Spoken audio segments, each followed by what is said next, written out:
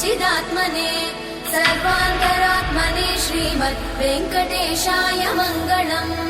स्वतः सर्वविदे सर्वशक्तये सर्वशेषिने सुलभाय सुशीलाय वेङ्कटेशाय मङ्गलम्। परस्मै ब्रह्मणे पूर्णकामाय परमात्मने प्रयुञ्जे परतत्त्वाय वेङ्कटेशाय मङ्गलम्। आकालतत्त्वमशान्तमात्मनामनुपश्यताम् अतृप्त्यमृतरूपाय वेङ्कटेशाय मङ्गलम्। प्रायस्वचरणौ पुंसां शरण्यत्वेन पाणिना कृपया दिशते श्रीमद् वेङ्कटेशाय मङ्गलम्। दयामृततरङ्गिण्यास्तरङ्गैरिव शीतलैः अपाङ्गैः सिञ्चते विश्वम् वेङ्कटेशाय मङ्गलम्।